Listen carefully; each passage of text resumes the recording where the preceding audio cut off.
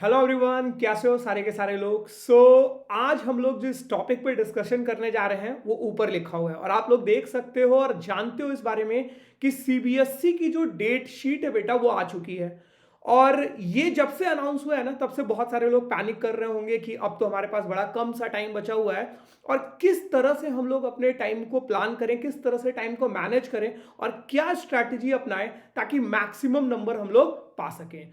तो उसी के बारे में मैं आप लोगों को बताने वाला हूं। यहां पर मैं 10th के बारे में भी बात करूंगा और 12th के बारे में भी बात करूंगा और किस तरह से हम लोग अपने टाइम का मैनेजमेंट करेंगे, यहां पर क्या पढ़ाई करेंगे, रिवीजन किस प्रकार से करेंगे ताकि मैक्सिमम नंबर हम लोग ला सके। तो इस चीज को जरा ध्यान देना। ये वीडियो बड़ा ही छोटा सा होने वाला है, मुश्किल से 4 से 5 मिनट में मैं आपको पूरा का पूरा आइडिया दूंगा कि हम लोग क्या करने वाले हैं। तो सबसे पहले स्टार्ट करते हैं इस बारे में और बात करते हैं क्लास 10th की। तो अगर मैं सिंपली क्लास 10th की बात करता हूं, मान लो, ठीक है, तो और क्लास 10th में आप लोग 90% पाना देखो बहुत इजी होता है। You know that it's very easy in class 10। Class 12 में रिलेटिवली थोड़ा सा डिफिकल्ट हो जाता है, लेकिन 10th में इट्स नॉट हार्ड बेटा। तो आपको मैं मैथ्स के बारे में और साइंस के बारे में बताने वाला हूं। इंग्लिश, हिंदी और सोशल साइंस कहीं ना कहीं आप लोगों को थोड़ा अपने मन से देखना है, क्योंकि उसमें आप कहीं ना कहीं स्कोर भी कर ले जाते हो। प्रॉब्लम आपको मेनली जो आती है वो आती है मैथमेटिक्स में और साइंस में। साइंस में आपके 3 पार्ट हो गए, फिजिक्स, केमिस्ट्री और बायोलॉजी। उसको कैसे पढ़ना है, कैसे रिवीजन करना है, कितना टाइम रिवीजन के लिए देना है, इन्हीं सारी चीजों पर हम लोग डिस्कशन करने जा रहे हैं। तो सबसे पहले अगर मैं बात करता हूं बेटा, तो मैं अपने आप को एक बार छोटा कर लेता हूं ताकि स्क्रीन ज्यादा बड़ा आप लोगों को विजिबल हो। ठीक है, तो अगर हम लोग क्लास 10th की बात करते हैं, मान लीजिए अगर मैं क्लास 10th की बात कर रहा हूं बेटा, और मान के मैं ये चल रहा हूं कि अभी तक आपने थोड़ी बहुत पढ़ाई की हुई है, मतलब पूरा साल फ्रॉड नहीं मारा हुआ, थोड़ा बहुत पढ़े हुए हो, मतलब अगर आज बोर्ड का पेपर हो जाए तो काम चलाऊ नंबर तुम्हारे आ जाएंगे, ऐसी स्थिति है। 50% तो आ जाएंगे कम से कम, ऐसी स्थिति है तुम्हारी। तो वहां से क्या 90 पहुंचा जा सकता है? डेफिनेटली पहुंचा जा सकता है, अगर तुम इस समय से सही तरीके से लग जाओगे बेटा। तो करना क्या है, ध्यान से देखो। लेट्स अज्यूम आज थर्सडे है, आप थर्सडे 1-2 दिन और थोड़ा बहुत पढ़ाई कर लिया एंड देन इसके बाद से आप मंडे से एकदम लगने जा रहे हो। मतलब कि अगर मैं मान लूं कि आप स्टार्ट कर रहे हो, जो अपनी जर्नी स्टार्ट करने जा रहे हो, देखो मैं 2 दिन का बड़ी प्रैक्टिकल बातें करूंगा मैं, ठीक है ना। मैं 2-3 दिन का तुमको टाइम भी दे रहा हूं ताकि तुम उतने में अपने आप को एडजस्ट कर पाओ। इट डज नॉट मीन कि इन 2-3 दिनों में तुमको पढ़ाई नहीं करनी है, तुमको पढ़ाई करनी है, लेकिन थोड़ा आदत मेंटेन करनी है, थोड़ा सा पढ़ना स्टार्ट करना है। प्रॉपर इस शेड्यूल को आप मंडे से फॉलो कर सकते हो, ठीक है ना। तो लेट्स अज्यूम मंडे से हम लोग स्टार्ट करते हैं, मतलब 18th ऑफ दिसंबर से बेटा हम लोग स्टार्ट करते हैं, ठीक है। नाउ एक मोटा मोटी अगर आइडिया ले लिया जाए तो I think we have like, अगर हम मान लो साइंस की बात कर रहे हैं या हम मैथ्स की बात कर रहे हैं बेटा, तो इसमें आपको बाइफरकेट करना पड़ेगा चीजों को, ठीक है ना। साइंस में लगभग लगभग आपके 14 चैप्टर के करीब करीब आ जाएंगे, ठीक है, लगभग लगभग 13-14 चैप्टर आ जाएंगे। मैथ्स में भी लगभग लगभग 14 से 15 चैप्टर्स आप लोगों के आ जाएंगे बेटा। अब इनको किस तरह से पढ़ना है, क्या करना है, कब रिवीजन करना है, उसी के बारे में देखते हैं। 18 दिसंबर से let's assume you started your study, 18 दिसंबर से प्रॉपर रिवीजन करना स्टार्ट कर दोगे। अब बच्चा कई बार सोचता है कि सर किस चीज से रिवीजन करेंगे, कौन सी किताब को फॉलो करेंगे। तो बेटा याद रखो, जब भी हम बोर्ड एग्जामिनेशन स्पेशली सीबीएसई की बात करते हैं तो आपका गीता भी वही है, कुरान भी वही है, बाइबल भी वही है, सब कुछ वही है। और वह क्या है बेटा? एनसीईआरटी, ठीक है ना। चाहे आपने साल भर दुनिया की किसी भी किताबों से पढ़ा हुआ, लेकिन नंबर कहां से आएगा? एनसीईआरटी से आएगा। तो आपको स्पेशली अगर मैं साइंस वाले की बात कर रहा हूं बेटा, तो इसमें एनसीईआरटी जो है बेटा, इसको एक एक लाइन आपको अंडरलाइन करनी पड़ेगी, मतलब हर चीज को आपको थ्रू जाना पड़ेगा, एक एक पार्ट को अंडरलाइन करते हुए आगे बढ़ना पड़ेगा कि किस तरह से कौन से लाइन में क्या कॉन्सेप्ट दिया हुआ है, ठीक है। तो ये आपका साइंस का पार्ट हो जाएगा। मैथ्स में भी कई लोगों को लगता है कि मैथ्स में एनसीईआरटी लाइन करने की कोई जरूरत नहीं पड़ती है।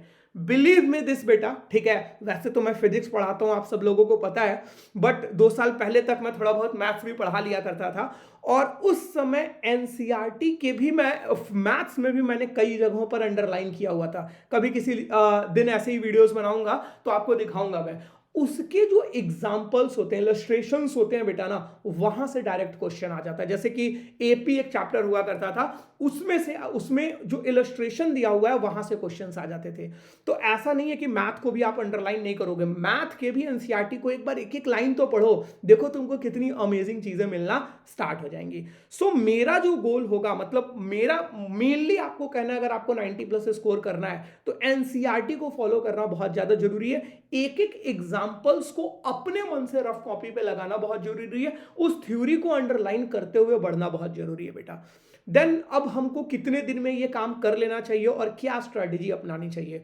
तो देखो बेटा, मेरा आइडियल स्ट्रैटेजी में आई विल रिकमेंड कि अगर मान लीजिए आपने 18 दिसंबर से स्टार्ट किया तो ये पहला वीक आपका खत्म होता है 18, 19, 20, 21, 22, 23, 24 को संडे आ जाएगा, मतलब 24 दिसंबर जो होगा बेटा, इस दिन आपका संडे आ जाएगा। अब आपको टारगेट ये करना है कि इस 6 दिनों में, क्योंकि तुमको कहीं ना कहीं, भले आपके पास 60 डेज बचे हो, आपको लग रहा होगा कि आपके पास 60 डेज बचे हैं, पर मैं नहीं बिलीव करता हूं इस 60 दिन में, क्योंकि जरूर आपके लाइफ में कुछ ना कुछ उथल पुथल होती रहती है, एंड इन दैट केस आप 60 दिन नहीं पढ़ पाते हो, आप पढ़ोगे 45 दिन, ये मैं मान के चल रहा हूं, और ये प्रैक्टिकल है बेटा, देखो एकदम प्रैक्टिकल चीजें बता रहा हूं मैं, ठीक है ना। तो आपको कहीं ना कहीं 30 से 32 दिनों में, 30 दिनों में आपको ये पूरा का पूरा रिवीजन करना है, मतलब you have 2 days maximum for 1 chapter and it is possible, don't worry बेटा। और साइड में आप हिंदी, इंग्लिश, सोशल साइंस पढ़ते रहना। अब अगर यहां तक की मैं बात कर रहा हूं तो यहां एटलीस्ट पहले वीक में थोड़ा स्लो स्टार्ट करेंगे, बिकॉज आई नो कि थोड़ा सा सेटल होने में आप लोगों को टाइम लगेगा।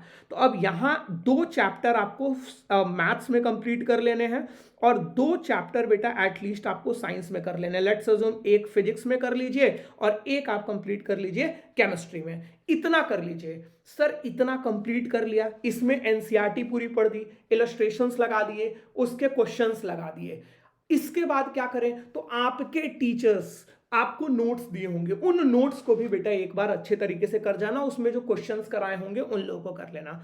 इसके बाद सर संडे को क्या करें, 24 दिसंबर को, तो ये बेटा आपका दिन होना चाहिए हमेशा टेस्ट।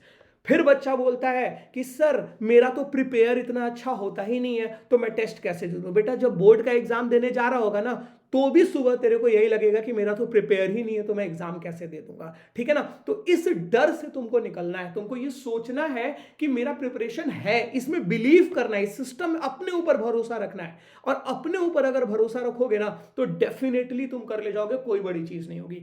तो 24 दिसंबर वाला जो संडे आएगा बेटा, उसमें आप टेस्ट दे दोगे। टेस्ट किन किन चैप्टर्स का दे दोगे बेटा, जो चैप्टर्स आपने पढ़े हुए हैं उन्हीं चैप्टर्स का आप प्रॉपरली टेस्ट दे दोगे, मैथ्स में भी, फिजिक्स और केमिस्ट्री में भी। सेम चीज बेटा, मैं रिपीट नहीं कर रहा हूं क्योंकि ये वीडियो बहुत लंबा बन जाएगा, डिटेल वीडियो मैं एक और अगला बना दूंगा, उसमें सारी चीजें बता दूंगा, एग्जैक्टली चैप्टर वाइज मैं प्लानिंग कर दूंगा, ठीक है ना। अगला जो आपका होगा बेटा, अगेन 6 दिन पढ़िए, उसमें मैथ्स के 2 से 3 चैप्टर खींचिए, एंड देन उसके बाद से एक फिजिक्स ले लो, एक बायोलॉजी खींच लो, ठीक है। और इसी तरह से करते करते करते करते बेटा, अगर आपने कहीं 18 दिसंबर में स्टार्ट किया हुआ है तो इसको लगभग 25 जनवरी तक बेटा आपको कंप्लीट करना पड़ेगा, पूरा का पूरा रिवीजन एक बार आप लोगों को 25 जनवरी तक कंप्लीट करना पड़ेगा। एंड देन आफ्टर दैट हर दिन मॉक दीजिए, बिकॉज आपको लगेगा ना कि मॉक देने से बढ़िया मैं पढ़ाई कर लेता हूं, कुछ नया सीखने को मिलेगा। बिलीव मी दिस बेटा, तुम जितने मॉक दोगे ना उतने नंबर तुम्हारे बढ़ने स्टार्ट हो जाएंगे। तुम मॉक दो, उसकी एनालिसिस करो, कहां पर प्रॉब्लम होगी। लेट्स अज्यूम 10th की बात कर रहा हूं मैं, लाइट का आपने सॉल्व किया पेपर और आपके लेंस के क्वेश्चन नहीं बने, तो आपको अब एनालिसिस करना है। आपने एनालिसिस किया, मेरे से लेंस के क्वेश्चन नहीं बन रहे हैं, then what you have to do, आपको लेंस की कॉपी खोलना है, लेंस वाला पार्ट पढ़ना है, एंड देन फिर अगला टेस्ट देना है। मान लो अब लेंस का बन गया, मान लो तुमसे सीरीज और पैरेलल के क्वेश्चंस नहीं बने, रेसिस्टेंस के, तो अब कॉपी खोलना है सीरीज पैरेलल। बार बार तुमको लगेगा ना कि मैं बार बार रिवीजन करता जाऊं, उससे कुछ भी नहीं होगा बेटा, याद रखना, ठीक है ना। तुम जब पेपर दोगे और पेपर देने के बाद से जब तुम्हारे नंबर गड़बड़ होंगे तो एनालिसिस करोगे कि कौन सा पॉइंट आपका गलत हुआ और उसको पढ़ोगे, तभी तुम्हारे नंबर बढ़ेंगे। तो ये तो हो गई क्लास 10th की बातें, और मुझे लगा था कि 5 मिनट में वीडियो खत्म हो जाएगा, 10 मिनट ऑलरेडी हो चुका है, तो 12th के लिए यार एक और नया वीडियो बना दूंगा, ठीक है। अभी यहीं पर स्टॉप करते हैं, ठीक है ना बेटा। तो चलो, that's all from my side, thank you, have a nice day, see you in the next video.